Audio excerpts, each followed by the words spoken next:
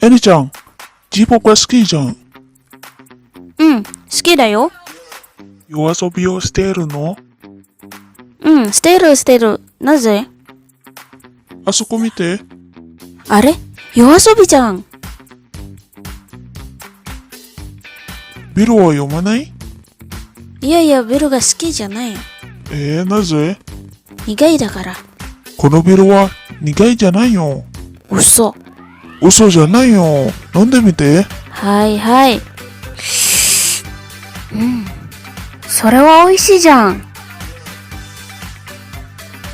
エリちゃん、お腹が空いた。ちょっとご飯を食べればいいじゃん。Oke teman-teman, gimana menurut kalian? Apakah kalian itu paham gitu sama contoh yang aku kasih sebelumnya? Jadi di sini aku bakalan jelasin tentang kalimat yang berakhiran jang, oke? Dan di sini aku jelasinnya pakai bahasa biasa-biasa aja. Ya anggaplah kita lagi ngobrol sama teman gitu. Oke, kita mulai dari sekarang. Ya, sebelum mulai aku minta maaf nanti kalau ada letusan kembang api itu karena aku rekamannya sore dan sore-sore itu anak-anak di sekitar komplek itu asik main kembang api, jadi aku minta maaf. Oke, di sini contoh yang pertama itu ada Eri-chan, J-pop ga suki jang. Nah, itu tuh memiliki arti ini beneran kan suka sama J-pop kayak gitu. Nah, itu dari artinya itu kalian kayaknya bisa deh nebak apa sih fungsi dari contoh yang pertama ini. Oke, di sini aku bakalan kasih tahu kalau fungsinya itu untuk meyakinkan atau mengonfirmasi informasi kayak gitu.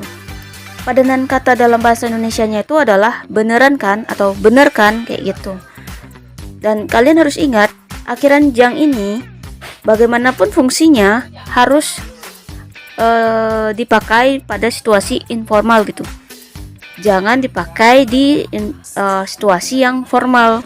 Misalnya ngomong sama sensei di kelas atau di ruang guru, misalnya sama senseinya ngomong pakai pola kalimat jang, itu bakalan dicap kalian itu nggak sopan gitu. Oke? Itu yang pertama. Oke, lanjut ke fungsi yang kedua. Nah, di fungsi yang kedua ini kayak ada ekspresi gitu kan. Nah, ekspresinya itu kayak ekspresi terkejut. Ya, benar, emang fungsinya itu untuk seorang pembicara mengekspresikan dirinya bahwa dirinya tuh lagi terkejut gitu. Hare, Yoasobi jang. Kayak ada Yoasobi? Kayak nggak nyangka gitu. Kalian tiba-tiba ketemu sama Yoasobi gitu, atau sama artis yang kalian suka atau seseorang yang kalian suka gitu, terkejut gitu. Nggak nyangka gitu. Nah, kayak gitulah. Kita lanjut ke contoh yang ketiga. Contoh ketiga ini bukan lanjutan dari contoh 1 dan 2, tapi kasusnya udah beda. Contoh ketiga ini, Iko ngajak Eni minum bir, tapi Eni tuh nggak mau karena Eni percaya dan yakini kalau bir itu pahit, kayak gitu. Kalau bir itu pahit, jadi dia nggak suka. Tapi Iko tetap maksa gitu buat Eni minum. Setelah diminum, ternyata enak gitu birnya. Dan akhirnya Eni dulu kecanduan bir. Bukan, maksudnya enggak ya, bercanda. Jadi di sini tuh ada ekspresi terkejut gitu, sama yang kedua, cuman makna itu beda. Kalau yang kedua, contoh yang kedua itu dia tuh nggak terpikirkan gitu bisa ketemu sama Yoasobi gitu. Tapi yang ketiga ini dia udah terpikirkan gitu, udah jadi keyakinan dia kalau bir itu pahit. Akhirnya dia nggak berani minum bir kayak gitu. Tapi setelah dia minum bir dan dia tahu faktanya nggak semua bir itu pahit, ya udah akhirnya dia menggunakan jang untuk mengekspresikan keterkejutannya kayak gitu. Untuk contoh yang keempat, situasi beda dan tokonya juga beda.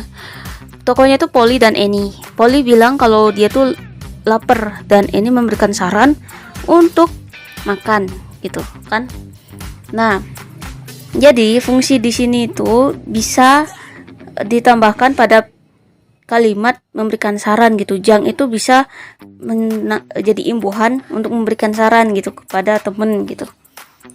Kayak tadi ada contoh gohan wo tabereba ii jang, kayak gitu, kayak memberikan saran ya. Di sana kan ada reba i kayak gitu tuh, Kira-kira kalian paham gak sih sama pola kalimat itu? Apa perlu aku bahas gitu? Kalau misalnya perlu, silakan tulis di kolom komentar atau WA aku atau Telegram atau IG gitu ya. Kalau misalnya kalian ada pertanyaan, kalian bisa sampaikan di kolom komentar atau enggak hubungi aku di sosmed yang tadi aku kasih tahu. Jadi di akhir video aku bakalan bahas atau bakalan ngerangkum isi dari video ini. Ada 4. Yang pertama yaitu dari contoh pertama yang tadi aku kasih, fungsi jang itu untuk meyakinkan sesuatu. Yang kedua, dari contoh 2 dan 3 yang tadi aku kasih, fungsi jang itu sebagai ungkapan si pembicara itu terkejut. Yang ketiga, itu fungsi jang bisa ditambahkan pada kalimat saran gitu. Seperti contoh yang tadi aku kasih. Yang keempat, jang ini digunakan pada situasi informal ya, sama adik, sama teman, terserah.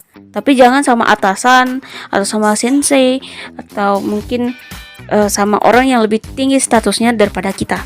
Oke, itu aja dari aku. Dadah.